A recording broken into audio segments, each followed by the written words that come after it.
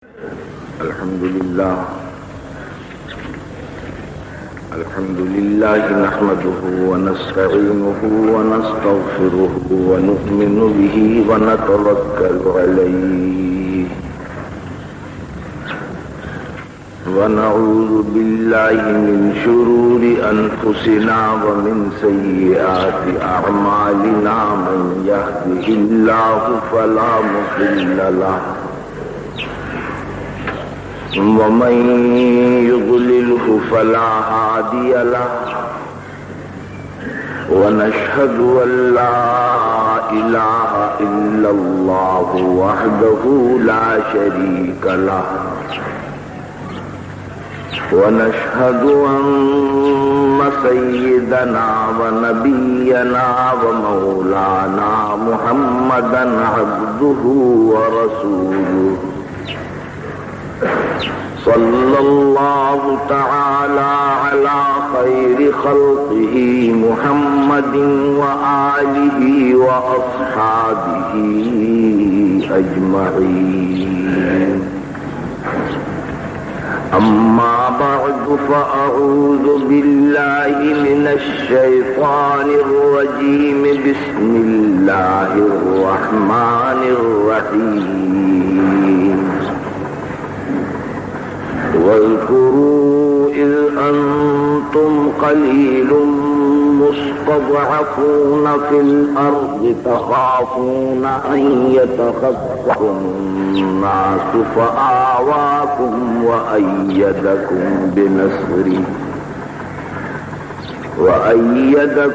بنصره ورزقكم من الطيبات لعلكم تشكرون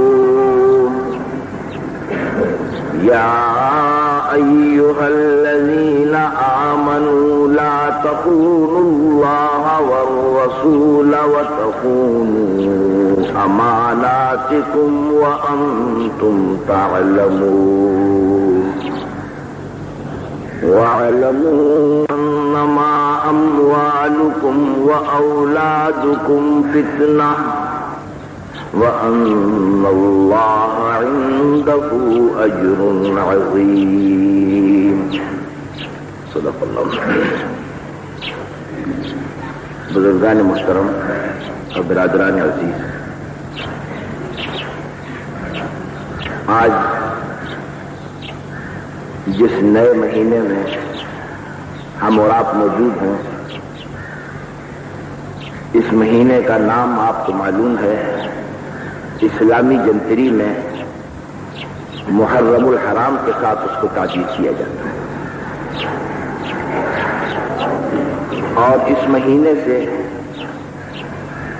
ہمارا سال، ہماری جنتری اور ہمارا سن تبدیل ہو جاتا ہے۔ محرم سے پہلے اگر آپ 1384 کے تھے تو اب اس محرم کی پہلی تاریخ سے آپ 1385 لکھیں۔ 85 سن اور سال شروع ہو گیا، اور یہ سن اور سال جو ہے اسلام کی تاریخ کے جس اہم واقعے سے متعلق ہے، اس کو کبھی کبھی دوہرا لینا چاہیے، اس کو یاد کر لینا چاہیے۔ دوسرے لفظوں میں یوں کہیے کہ جب کوئی قوم اپنی تاریخ شروع کرتی ہے تو دراصل اس کا مقصد بھی یہی ہوتا ہے کہ جب یہ سال تبدیل ہوگا تو پھر یہ واقعہ آنکھوں کے سامنے آ جائے گا اور اس واقعے کی یاد تازہ ہو جائے گی۔ تاریخ کا مقصد یہ ہے۔ علماء نے لکھا ہے کہ تاریخ عربی کا لفظ ہے اور یہ عرق سے بنا ہے، الف رے خے، اور عرق کے معنی آتے ہیں کہ کسی عمل اور کسی فعل کی وجہ سے کسی وقت کو متعین کر دینا۔ مثلا طوفان آیا، کس تاریخ میں آیا، کس دن آیا، جب آپ اس وقت کو مقرر کر دیتے ہیں اور اس کو متعین کر دیتے ہیں، اسی کا نام تاریخ ہے۔ یہی وجہ ہے کہ حضرت نوح علیہ السلام کے زمانے میں جب طوفان آیا ہے تو طوفان نوح سے لوگوں نے تاریخ لکھنا شروع کی، اور ان کا مقصد یہ ہوتا تھا کہ اگلے سال جب یہ سال تبدیل ہوگا آج کے دن تو پھر ہمارا یہ طوفان نوح کا واقعہ یاد آ جائے گا، پھر 2 سال کے بعد یاد آ جائے گا، پھر 3 سال کے بعد، اسی طریقے سے جب تک یہ سن لکھا جائے گا یہ واقعہ یاد ہوتا رہے گا۔ یہ مقصد ہے۔ دنیا کی مختلف قوموں نے اپنا سن اور اپنی تاریخ مقرر کرنے کے لیے اپنے اپنے مذاق کے مطابق واقعات کو منتخب کیا۔ بعض لوگوں نے یہ دیکھا کہ ہم ہیں زمیندار اور زمین کی پیدائش سے ہمارا کاروبار چلتا ہے، ہماری زندگی چلتی ہے، تو انہوں نے فصلی تاریخیں لکھنی شروع کی، یعنی یہ کہ جب موسم آتا ہے یا موسم تبدیل ہوتا ہے تو وہاں سے وہ اپنا سن اور اپنا سال لکھتے ہیں، اور اس کو سن فصلی کہا جاتا ہے، یعنی پیداوار کا موسم اور پیداوار کی جو فصل آتی ہے وہاں سے وہ اپنا سن اور اپنا سال لکھتے ہیں، اور اسی کو وہ استعمال کرتے چلے جاتے ہیں۔ جیسے بعض جنتریوں کے اندر آپ نے دیکھا ہوگا کہ جہاں وہ عیسوی تاریخ لکھتے ہیں، اسلامی تاریخ لکھتے ہیں، وہاں ساتھ ہی ساتھ اس کے فصلی تاریخ بھی لکھتے ہیں۔ بعض قوموں نے یہ دیکھا کہ ہمارے یہاں جب بادشاہ تخت پر بیٹھا اور تاج پوشی کی رسم ادا ہوئی، وہاں سے انہوں نے اپنے واقعے کچھ لکھنا شروع کیا اور اس کو مبدأ تاریخ بنایا ہے، اس کو سن جلوس کہتے ہیں۔ سن جلوس کے معنی تخت نشینی کا سال۔ اب جب سال آتا ہے تبدیل ہوتا ہے تو اب وہ تخت نشینی کو 2 سال ہو گئے، تخت نشینی کو 4 سال ہو گئے، تخت نشینی کو 20 سال ہو گئے، تخت نشینی کو 50 سال ہو گئے۔ وہ تخت نشینی کو یادگار بنانے کے لیے تاریخ کو وہاں سے شروع کر دیا۔ یہ سن جلوس کہلاتا ہے۔ جلوس کے معنی بیٹھنا۔ وہ سن فصلی کہلاتا ہے جس کا مطلب ہے زمین کی پیداوار۔ اسی طریقے سے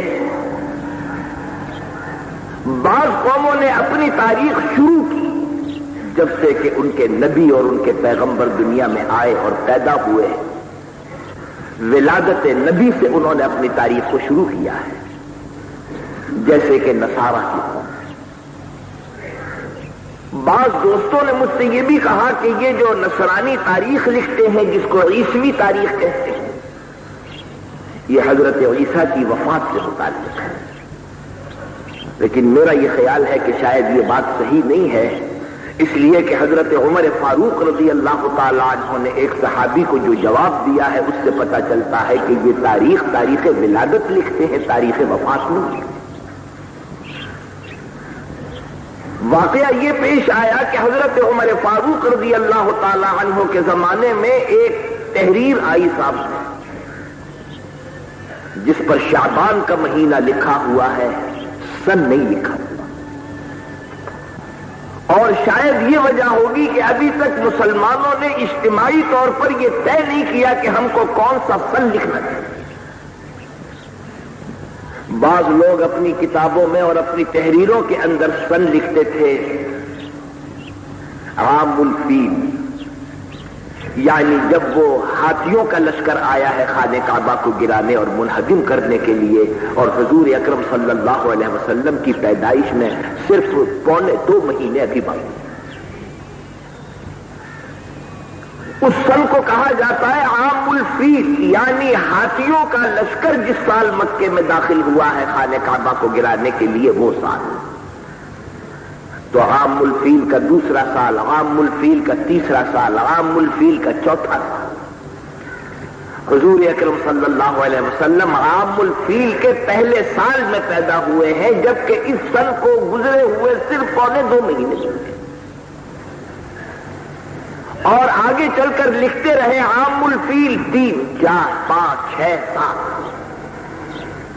بعض لوگوں نے یہاں سے شروع کر دیا کہ جب حضور اکرم صلی اللہ علیہ وسلم دنیا میں تشریف لائے آپ کی ولادت پاک سے، تو سن نبوی کہتے تھے اس کو. سن نبوی کا مطلب یہ ہے کہ آپ کو تشریف لائے ہوئے، ہاں آپ کی نبوت کا یہ پہلا سال ہے، پیدائش نہیں بلکہ جب سے اللہ نے آپ کو نبی اور رسول بنایا. نبوت کا پہلا سال، نبوت کا دوسرا سال، نبوت کا تیسرا سال، یہ سن نبوی. اسی طریقے سے مختلف طور پر لوگ لکھا کرتے تھے. ابھی یہ طے نہیں ہوا کہ مسلمان بحیثیت مسلم قوم کے کون سا سن اور کون سا طریقہ تاریخ کا اختیار کریں. چنانچہ اس کاغذ کے بارے میں یہ خیال پیدا ہوا کہ یہ پتہ نہیں کہ یہ اگلے سال استعمال کیا جا چکا ہے یا یہ آئندہ سال آنے والا جو شعبان ہے اس کے بارے میں، اس لیے کہ سن نہیں ہے.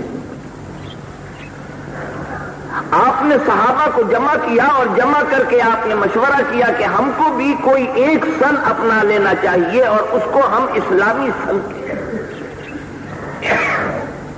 صحابہ کرام رضی اللہ تعالی علیہ مجمعین جمع ہو گئے. ایک صاحب نے یہ مشورہ دیا کہ حضور اکرم صلی اللہ علیہ وسلم کی پیدائش اور آپ کی ولادت سے اس کو شروع کیا جائے. بعض لوگوں نے یہ مشورہ دیا کہ ہم کو سن نبوی اختیار کرنا چاہیے جب سے اللہ نے نبوت سے آپ کو سرفراز کیا ہے. بعض لوگوں نے کہا کہ ہم کو عام الفیل اختیار کرنا چاہیے. بعضوں نے کچھ اور رائے دی ہے. جن لوگوں نے یہ کہا تھا کہ حضور کی ولادت سے اپنا سن شروع کریں، حضرت عمر فاروق نے ان کو جواب دیا ہے کہ قوم نصارہ چونکہ حضرت عیسیٰ کی پیدائش سے اپنا سن لکھتے ہیں، اس لیے تشبہ پیدا ہو جائے گا، اس قوم کے ساتھ مشابہت ہو جائے گی، اس لیے ہم سن ولادت اختیار نہیں کرتے. جس سے پتا چلا کہ در حقیقت یہ جو سن لکھا جاتا ہے سن عیسوی، یہ پیدائش کا ہے، وفات کا. اسی لیے عربی کی کتابوں میں اس سن کو سن میلادی کہتے ہیں. سن میلادی کے معنی یہ ہے، میلاد کے معنی ہے پیدائش. سن میلادی کا مطلب یہ ہے کہ جو کسی کی آمد اور کسی کی پیدائش سے متعلق سن ہے اس سن کو سن میلادی کہتے ہیں. وہ سن ہے کہ جو عیسوی قوم لکھتی ہے حضرت عیسیٰ علیہ السلام کی پیدائش اور ولادت سے متعلق. تو میں یہ عرض کر رہا تھا کہ کسی نے سن فصلی اختیار کیا، کسی نے سن جلوس اختیار کیا، کسی نے طوفان نوح اختیار کیا، کسی نے کسی لشکر کشی کا زمانہ اور لشکر کشی کا جو واقعہ تھا اس کو مبدأ تاریخ بنا کر عام الفیل اختیار کیا. مسلمانوں کے سامنے یہ سوال درپیش ہے کہ ہم کو کون سا سن اختیار کرنا چاہیے اور ہم اپنی تاریخ کی ابتدا کہاں سے کریں. بعض روایتوں سے یہ معلوم ہوتا ہے کہ حضور اکرم صلی اللہ علیہ وسلم جب مدینے میں تشریف لائے ہیں تو آپ نے صحابہ کو یہ حکم دے دیا تھا کہ میرے ہجرت کے واقعے سے تم اپنی تاریخ اور اپنے سن کو شروع کرو. لیکن صحیح قول یہ ہے کہ حضور اکرم صلی اللہ علیہ وسلم کے زمانے میں یہ بات واضح اور صاف نہیں تھی، اس لیے کہ کوئی سن لکھ رہا ہے، کوئی دوسرا سن لکھ رہا ہے، کوئی تیسرا سن لکھ رہا ہے. حضرت عیسیٰ علیہ السلام کی پیدائش کا سن بھی 6 لکھا جا رہا ہے، اس لیے کہ 500 سال سے کچھ زیادہ زمانہ گزرا ہے کہ جب حضور اکرم صلی اللہ علیہ وسلم تشریف لائے. تو گویا کہ 6 صدی عیسوی میں سرکار دو عالم صلی اللہ علیہ وسلم کی ولادت اور آپ کی پیدائش ظہور میں آئی ہے. بعض لوگوں نے تو مہینوں کے تاریخ، مہینے بھی اور تاریخ بھی لکھی ہے جو مجھے اس وقت یاد نہیں، لیکن یہ کہ وہ صدی ہے 6. تو حضور اکرم صلی اللہ علیہ وسلم کے زمانے میں جب یہ بات صاف ہوئی تو حضرت عمر فاروق کے زمانے میں یہ جب مسئلہ آیا تو حضرت عمر فاروق نے فرمایا کہ تاریخ ولادت تو ہم اس لیے نہیں لیتے کہ تشبہ ہوگا نصارہ کے ساتھ، اور تاریخ نبوی بھی ہم اس لیے نہیں لیتے کہ ایک طرف حضور کو نبوت ملی اور دوسری طرف مسلمانوں کے اوپر تکلیف اور مصیبتوں کا دور شروع ہوتا ہے، اس لیے کہ حق کی آواز کو بلند کرنا تھا، اسلام کو قبول کرنا تھا کہ مسلمانوں کے اوپر تکلیف ہی تکلیف اور مصیبتیں ہی مصیبتیں مسلمانوں پر آ گئی۔ چنانچہ مکے کی 13 سالہ زندگی کا زمانہ جو ہے یہ بڑا سخت اور بڑا شدید زمانہ مسلمانوں کی۔ آپ نے فرمایا کہ نہیں، اس کو بھی ہم یادگار نہیں بنانا چاہتے، فرمایا کہ اس واقعے کو یادگار بنانا چاہیے جہاں سے مسلمانوں کا عروج اور مسلمانوں کی بلندی شروع ہوتی ہے، اور مسلمانوں کے عروج کا اور سربلندی کا دور شروع ہوتا ہے جب سے سرکار دو عالم صلی اللہ علیہ وسلم مکے سے ہجرت فرما کر مدینے میں تشریف لائے۔ لہذا یہ سن کون سا ہوا؟ سن ہجری۔ سن ہجری کا مطلب یہ ہے کہ ہجرت النبی صلی اللہ علیہ وسلم، جب آپ نے مکے کو چھوڑا ہے اور مدینے کو اختیار کیا ہے، جب سے اس واقعے کی ابتدا ہوئی ہے اور جب سے ہم نے یہ سن شروع کیا۔ 1385 کا مطلب یہ ہے کہ آج جبکہ ہم اس وقت موجود ہیں تو 1384 سال 1384 سال اور کچھ دن گزرے ہیں کہ جب آپ حضور اکرم صلی اللہ علیہ وسلم مکے سے ہجرت فرما کر مدینے میں تشریف لائے، جس کا مطلب یہ ہے کہ اے مسلمانوں، جب محرم کا چاند آیا کرے تو تم ہجرت کے اس واقعے کو یاد کر لیا کرو، اس خونی داستان کو یاد کر لیا کرو کہ جب تمہارے آباء اور اجداد نے مکے کو چھوڑا تھا اور مکے کو چھوڑ کے مدینے میں تشریف لائے تھے، اس واقعے کی یاد تازہ کرا دی۔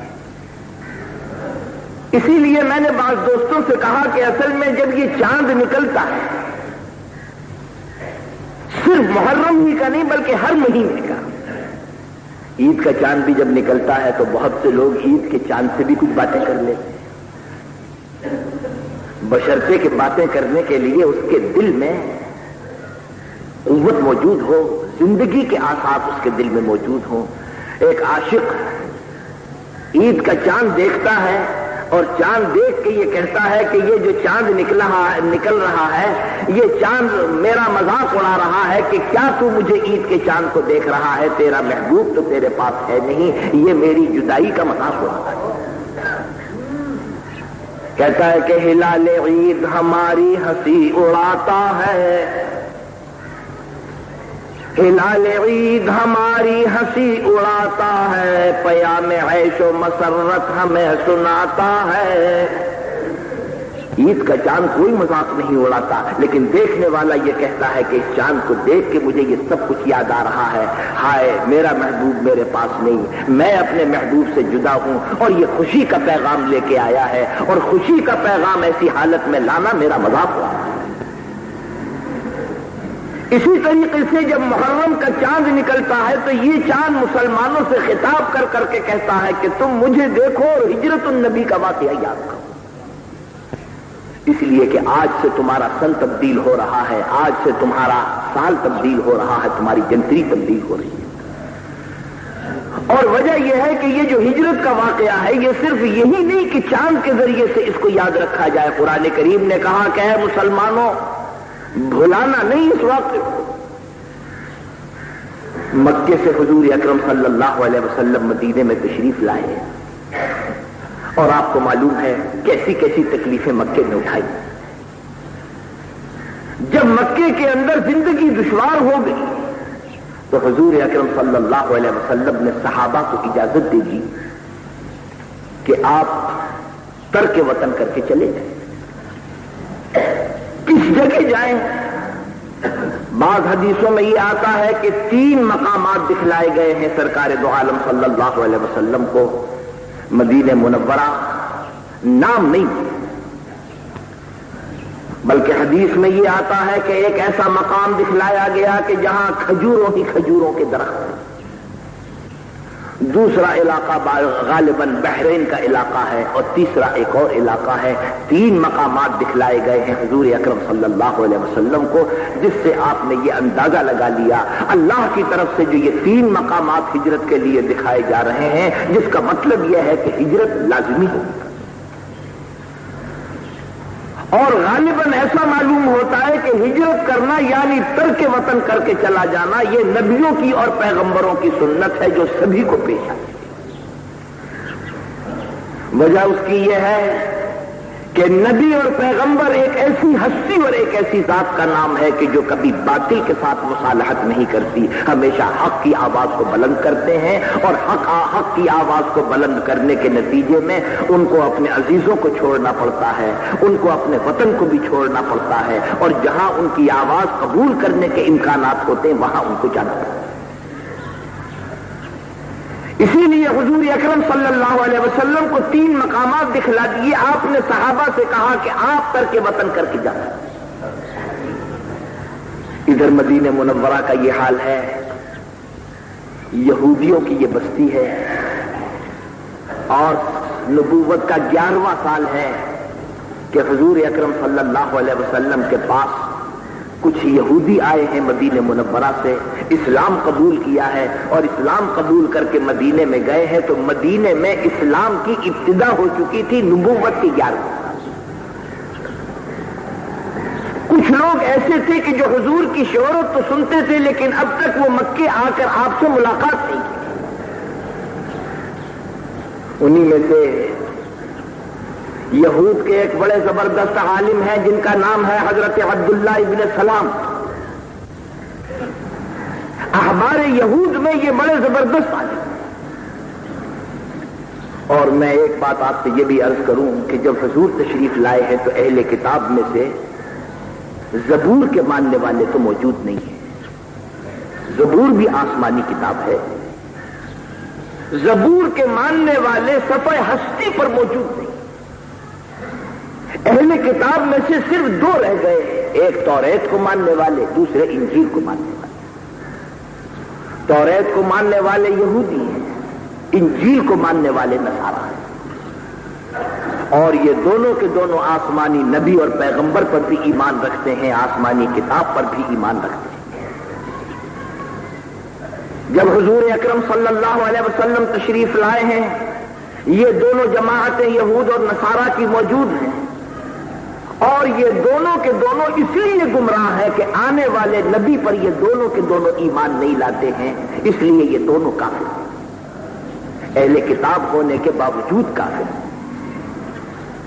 اور کافر کا لفظ ایسا ہے کہ کبھی کبھی تینوں کے اوپر بول دیا جاتا ہے، مشرکین بھی کافر ہیں، اہل کتاب بھی کافر ہیں، تو الذین کفروا اگر کہا جاتا ہے تو مشرکین بھی، نصارا بھی، یہود بھی، سب کے سب مراد ہوتے ہیں، اس لیے کہ چاہے وہ اہل کتاب ہو چاہے وہ مشرکین ہو، جس نے نبی کے اوپر ایمان لانے سے انکار کر دیا وہ کافر ہے۔ تو میں نے عرض کیا کہ یہ 2 جماعتیں موجود ہیں مگر ان دونوں میں بڑا فرق ہے۔ فرق یہ ہے کہ نصارا کے پاس تو علم ہی موجود نہیں رہا، ان کے پاس عالم ہی موجود نہیں ہے، صحیح بات بتانے والا موجود نہیں۔ ان کی حالت تو اصل میں اس آدمی کی طرح پر ہو گئی کہ جو جنگل میں بھٹکتا پھر رہا ہے، جس کو کوئی راہ بتانے والا نہیں، اور راستے کا کوئی جاننے والا موجود نہیں ہے تو راستہ بتائے کسے؟ او خیشتن گمست کرا رہبری کو، عالم نہیں موجود، اور علاوہ اس کے عالم بھی ان کے یہاں موجود نہیں، علم بھی موجود نہیں، صحیح ان کو اپنے دین کا پتہ بھی نہیں۔ اس لیے قرآن کریم نے ان کو کیا کہا؟ ضالین کہا۔ ضالین کے معنی یہ ہیں راستے سے بھٹکے ہوئے، جن کو راہ کا پتہ نہیں، جن کو منزل کا پتہ نہیں۔ لیکن یہود کی حیثیت یہ تھی کہ یہود میں صحیح معنی میں علم بھی موجود ہے، علماء بھی موجود ہیں، ان کو صحیح راستہ بتانے والے موجود ہیں، صحیح علم ان کے پاس موجود ہے۔ لیکن اکثریت ایسی تھی ان کے علماء کی، احبار یہود کی اکثریت ایسی تھی کہ وہ تھوڑے تھوڑے بدلے میں معمولی عوض کے اندر اللہ کے احکام کو بیچ دیا کرتے تھے، اور اللہ کے احکام کو بیچ کر اس کا معاوضہ وصول کر لیا۔ جانتے ہیں اچھے طریقے پر کہ جو بات ہم کر رہے ہیں یہ ہمارے دین کے اعتبار سے غلط ہے، تو اگر کسی شخص کو یہی پتا نہ ہو کہ ہم جس راستے پہ جا رہے ہیں وہ راستہ جہنم کا راستہ ہے، لیکن تیزی سے چلا جا رہا ہے.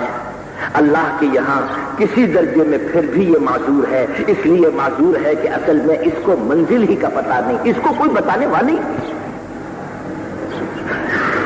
لیکن اگر یہ معلوم ہو کہ جان بوجھ کر یہ سب کچھ جانتا ہے کہ یہ راستہ جنت کا راستہ نہیں جہنم کا راستہ ہے، لیکن اس کے باوجود لالچ کی وجہ سے ادھر چلا جا رہا ہے، اللہ کی نظروں میں یہ سب سے زیادہ غضب الہی کا مستحق ہے. اسی لیے اللہ تعالیٰ نے یہود کے لیے کیا کہا؟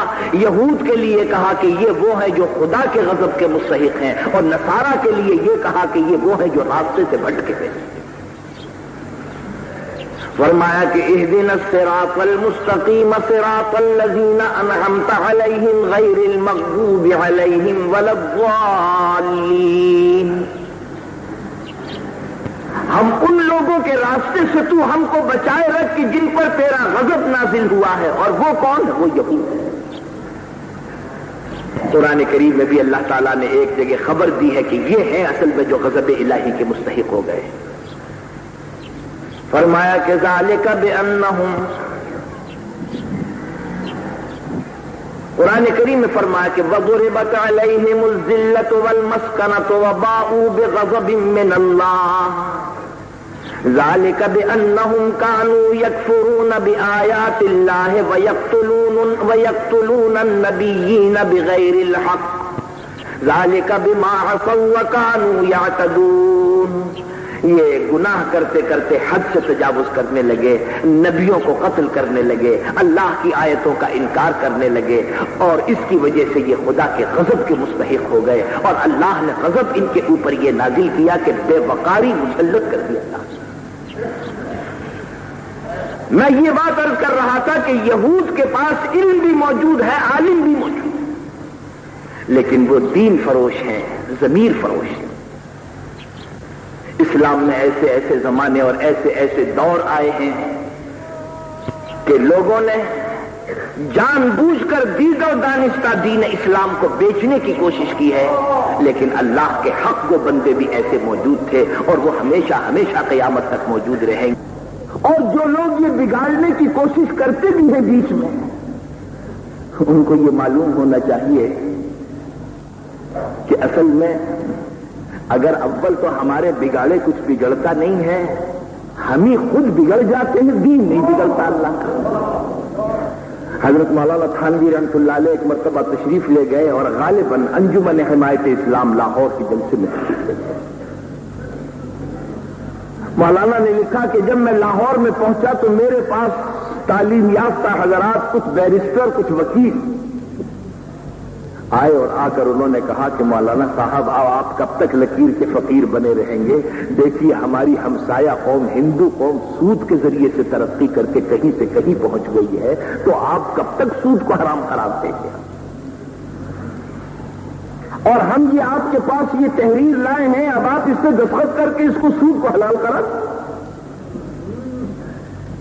مولانا نے فرمایا کہ میں آج رات کے جلسے میں اس موضوع کے اوپر تقریر کروں، لیکن ان کو تو کوئی استفادہ کرنا نہیں تھا. اصل میں یہ ایک قوم ہوتی ہے اصل میں جو علماء کو اغوا کرنے کے لیے شیطان اور ابلیس سے بھی زیادہ مؤثر ہوتی ہے. اس لیے کہ علماء یہ تو پہچان لیتے ہیں کہ یہ جو کچھ بہکا رہا ہے یہ شیطان اور ابلیس ہے، لیکن بعض اوقات ایک مہذب انسان کی شکل میں کوئی اغوا کرنے کے لیے آتا ہے، تو میں سمجھتا ہوں کہ جو ابلیس سے دھوکہ نہیں کھاتے وہ کبھی ان انسانوں سے دھوکہ کھائے.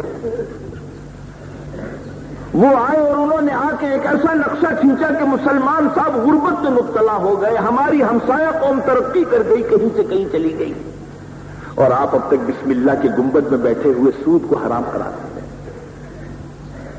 مولانا نے کہا کہ وکیل صاحب میری ایک بات سن لیجیے، اور وہ یہ ہے کہ میں اگر آپ کہتے ہیں میں ابھی ابھی دستخط کیے دیتا ہوں، لیکن کیا آپ کا یہ خیال ہے کہ اشرف علی کے دستخط کرنے سے سود حلال ہو جائے گا؟ اگر آپ کا یہ ایمان ہے کہ اشرف علی کے دستخط کرنے سے سود حلال ہو جائے گا، تو آپ کو معلوم ہونا چاہیے کہ ایسے 1 لاکھ سے بھی زیادہ آدمی اب تک پیدا ہوئے جنہوں نے اللہ کے دین کو اپنے زمانے میں بدلنے کی کوشش کی، مگر وہ لوگ بدل گئے، دین اپنی جگہ باقی ہے. فرمایا کہ آپ اگر کہتے ہیں بہت اچھا میں دستخط کر دوں، لیکن میں آپ کو یہ بات بتلا دینا چاہتا ہوں کہ اگر اشرف علی حرام پر حلال کے دستخط کرے گا تو حلال اپنی جگہ اور حرام اپنی جگہ رہے گا، لیکن اشرف علی اپنی جگہ پر باقی نہیں۔ فرمایا کہ یہ اسلام کا اعجاز ہے، اس بات کو آپ بھول جائیں۔ تو میرے عرض کرنے کا منشا یہ ایسے ایسے زمانے بھی آئے ہیں، لیکن اللہ کے حق و انسان ہمیشہ رہے ہیں اور انہوں نے اللہ کے دین کی حفاظت کی ہے۔ ایک زمانہ خلفاء بنو عباسیہ کے اندر ایسا زمانہ گزرا ہے، قاضی شریح ایک قاضی ہے، نام ان کا شریح ہے، اور یہ وہ قاضی شریح نہیں ہے جن کے پاس حضرت علی کرم اللہ وجہ کا مقدمہ زرا کا پہنچا تھا، وہ دوسرے۔ یہ ایک عالم ہے اور بیچارے اپنے آپ کو بچانے کی کوشش کر رہے ہیں کہ بہت سے علماء خراب کر دیے گئے، تباہ و برباد کر دیے گئے، کہیں مجھے خراب نہ کر دیا جائے، تو اپنے آپ کو بچانے کی فکر ہے۔ یہ لکھا ہے کہ قاضی شریح کے پاس خلیفہ کا دعوت نامہ آیا اور خلیفہ نے اس میں یہ لکھا تھا کہ دو باتوں میں سے ایک بات آپ کو قبول کرنی پڑے گی، یا میرے بچوں کو آپ تعلیم دیں، معلم الصبیانی کا عہدہ قبول کریں،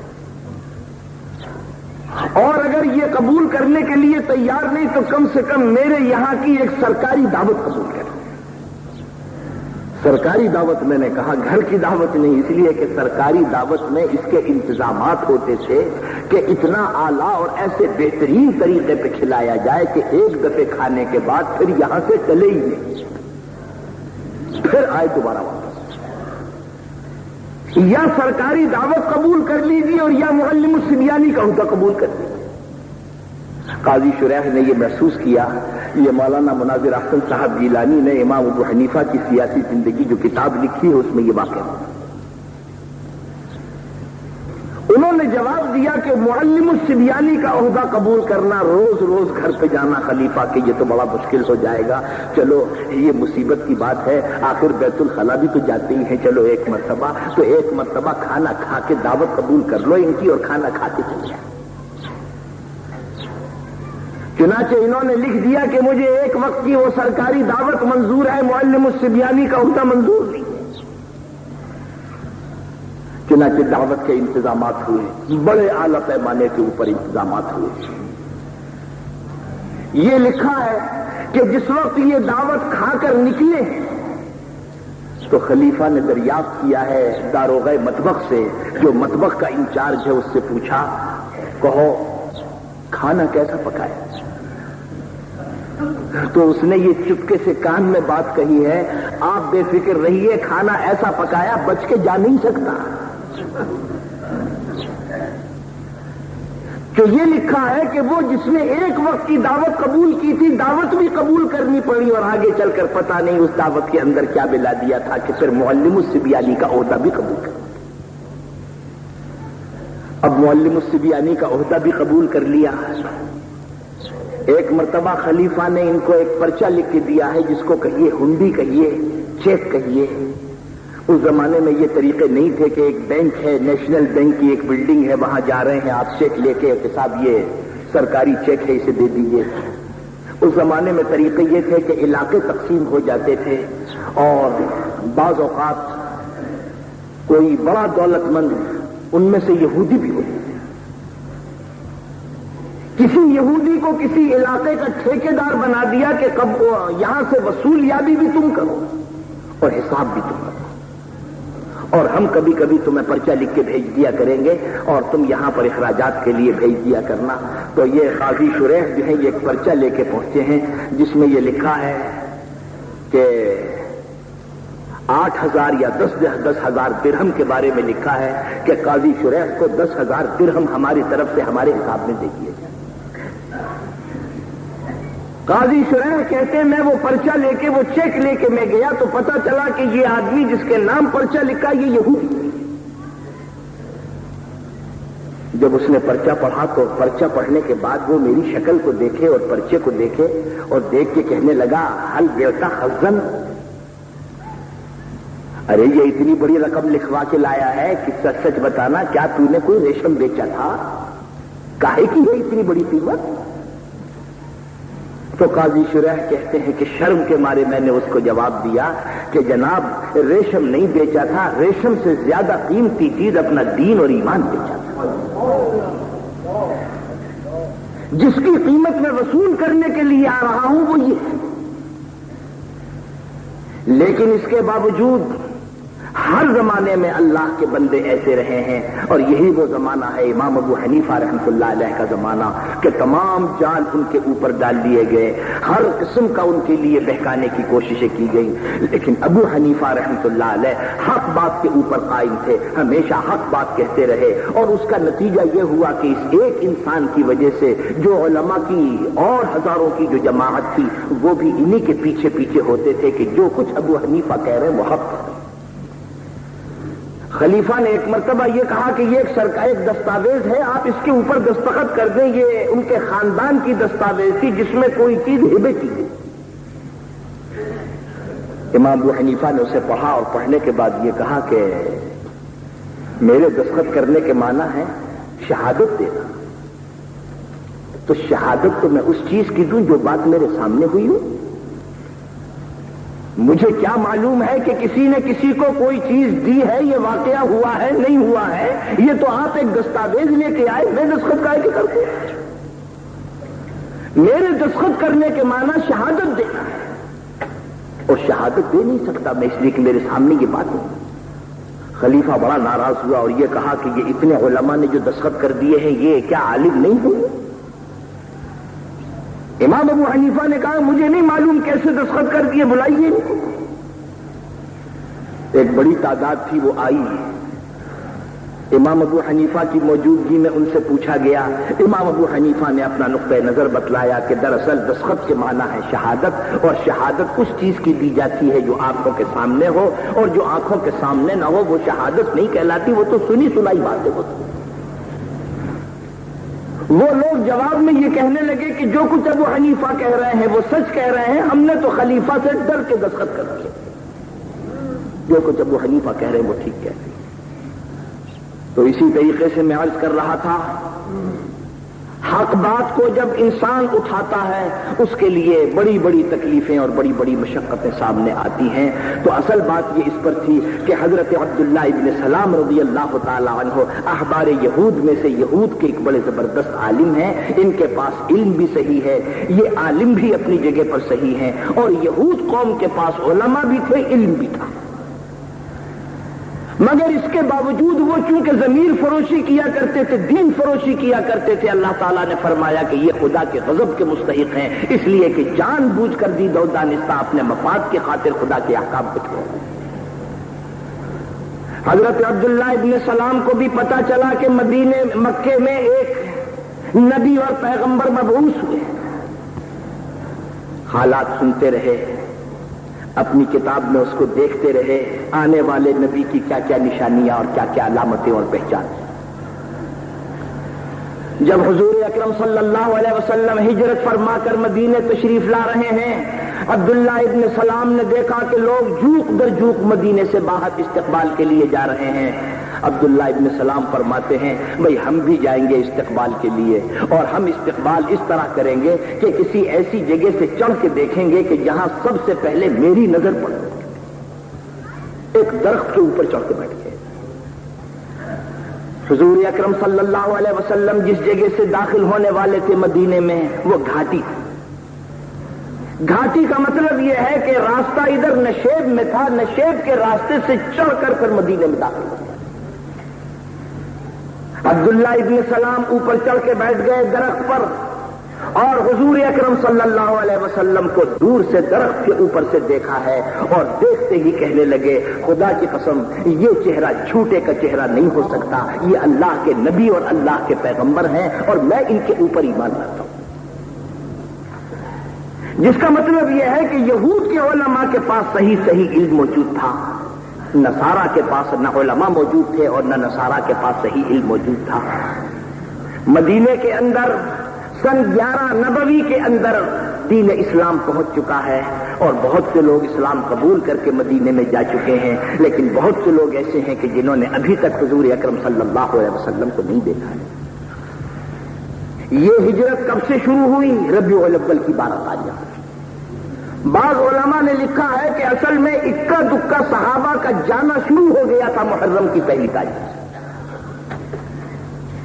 لیکن صحیح یہ ہے کہ جب یہ مسئلہ سامنے آیا کہ ہجرت کے واقعے سے ہم اپنی تاریخ کو شروع کرتے ہیں، تو پھر یہ سوال پیدا ہوا کہ ربیع الاول کی 12 تاریخ سے ہمارا سال شروع ہونا چاہیے، 11 ربیع الاول کے اوپر ختم ہو جانا چاہیے، اس لیے کہ حضور نے ہجرت فرمائی، جو ہجرت کا واقعے سے ہماری تاریخ شروع ہو۔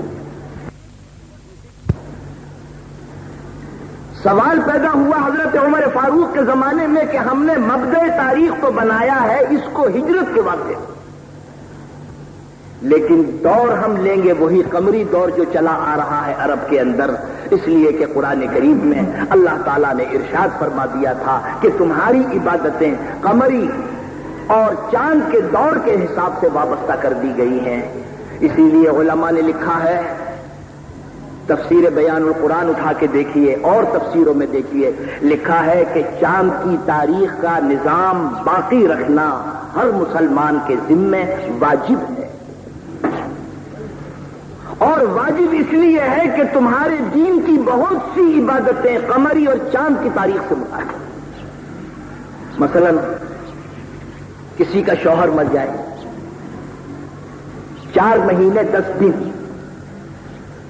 4 مہینے کون سے؟ چاند کے۔ اگر کوئی شوہر کسی بیوی کو طلاق دے دے تو 3 مہینے کی عدت طلاق 3 مہینے اور عدت موت 4 مہینے تک۔ تو فرمایا کہ یہ 3 مہینے کون سے؟ چاند کے۔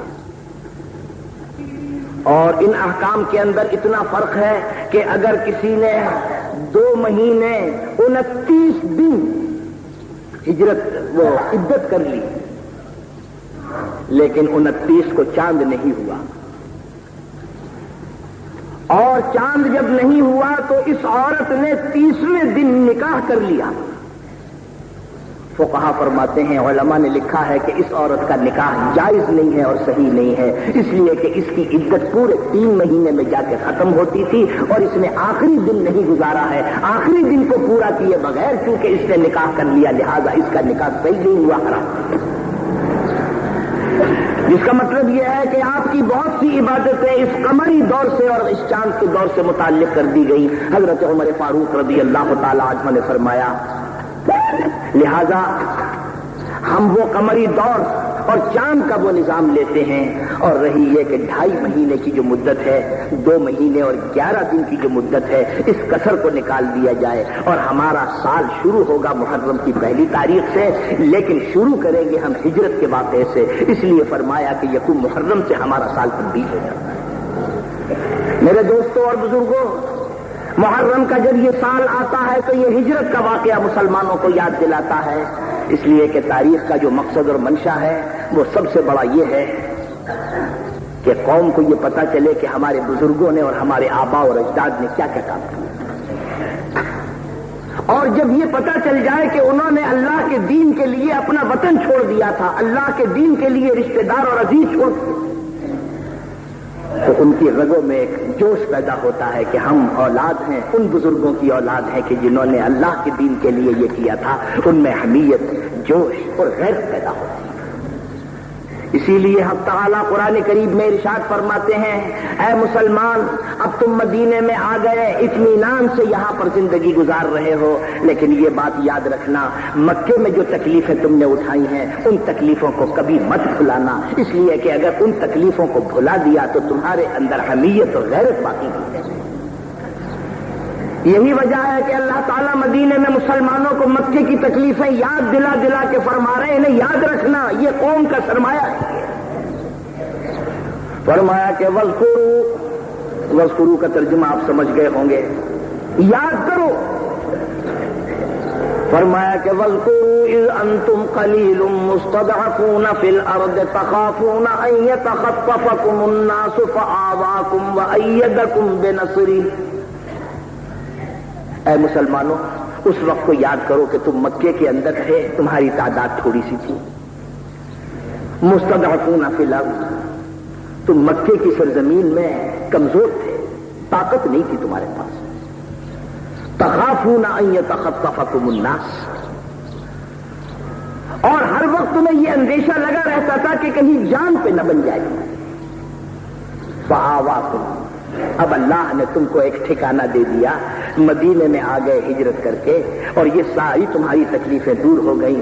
کیا مطلب؟ اب وہ جان کا خطرہ بھی نہیں ہے، حقارت اور ذلالت بھی اب تم سے وابستہ نہیں ہے، بلکہ تمہاری شوکت اور تمہاری عظمت قائم ہوتی چلی جا رہی ہے.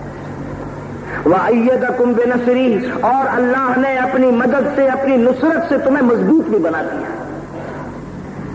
وَرَزَقَكُمْ مِنَ الطَّيِّبَاتِ، اور اللہ تعالیٰ نے اب تم کو مال طیب بھی کھانے کے لیے عطا فرمایا ہے، اور جس کو مال طیب مل جائے اس سے بڑی خوش قسمتی کچھ نہیں ہو سکتی مسلمان کی، جس کو کہ اللہ تعالیٰ مال طیب عطا فرما دیں، بشرطے کہ مال طیب کے معنی سمجھیے. مال طیب کا ایک ترجمہ جو ہے وہ اہل دنیا کے لیے ہے، جس کا ترجمہ ہے لذیذ لذیذ کھانے، عمدہ عمدہ کھانے. اور جب اللہ تعالیٰ کسی قوم کو آزادی عطا فرماتے ہیں، کسی کی غلامی سے وہ نجات پا جاتی ہے، تو پھر اس کے نتیجے میں قدرتی طور پر خوشحالی، فراغت بھی مل جاتی ہے. پہلے سے زیادہ بہتر قسم کے کھانے کھانے لگتا ہے، اچھے قسم کے کپڑے پہننے لگتا ہے، اچھے قسم کے مکان استعمال کرنے لگتا ہے. لیکن فرمایا کہ ایک اور نعمت اس سے بڑی نعمت ہے. مال طیب کا ترجمہ یہ ہے کہ حلال سے اونچا درجہ ہے طیب کا. مال حلال تو اس مال کو کہتے ہیں کہ جس کو اللہ نے جائز قرار دیا اور اس کی ممانعت قرآن و حدیث میں نہیں فرمائی. جیسے آٹا، گندم، چنا، باجرا، اس کی ممانعت نہ قرآن میں نہ حدیث میں، اس کو کیا کہیں گے؟ حلال. لیکن اگر آپ گندم کسی آدمی کے کھیت سے چرا کے لے آئے ہیں تو یہ گندم تو حلال ہے، لیکن یہ مال طیب نہیں ہے. اس لیے مال طیب نہیں، مال طیب اسے کہتے ہیں کہ جس میں کسی انسان کا حق وابستہ نہ ہو. اپنی جگہ پر گندم تو حلال ہے بے شک، لیکن یہ کہ یہ مال طیب اس لیے نہیں کہ یہ دوسروں کے اوپر ظلم کر کے، حق تلفی کر کے تم کھا رہے ہو. تو اگر اللہ تعالیٰ کسی کو ایسا رزق عطا فرما دے کہ جو حلال بھی ہو اپنی جگہ پر، اور کسی انسان کی اس میں حق تلفی وابستہ نہ ہو، بغیر کسی حق تلفی کے اللہ تعالیٰ عطا فرما دیں، تو ایک مسلمان کے لیے اس سے بڑھ کر کوئی دولت نہیں. فرمایا کہ اے مسلمانوں، اب تم مدینے میں آ گئے، تم کو مال حلال اور مال طیب بھی ملنے لگا، تمہاری عظمت اور تمہاری شوکت بھی قائم ہو گئی، اب تمہاری جان کو بھی کوئی خطرہ نہیں ہے. لیکن مکے کی وہ تکلیفیں یاد رکھنا، اس لیے کہ جتنا جتنا تم ان تکلیفوں کو یاد رکھو گے، تمہارے اندر جوش، حمیت اور غیرت تمہارے اندر پیدا ہوگی. تو میرے دوستو، ہجرت کا واقعہ کم سے کم سال کی ابتدا میں یاد کر لیا کیجیے. کسی عاشق نے صحیح کہا ہے، فرمایا کہ تازہ خواہی داشتن گرداغہائے سینہ را، تازہ خواہی داشتن گرداغہائے سینہ را، گاہے گاہے باز خواہی دفتر پاری نہ را.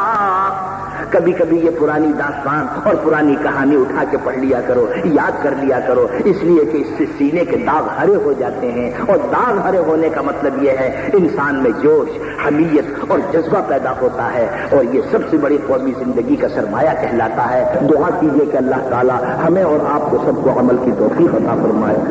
اللهم ارنا الحق حقا وارزقنا اتباعه وارنا الباطل باطلا وارزقنا اجتنابه. وصلى الله تعالى على خير خلقه محمد وآله وأصحابه أجمعين.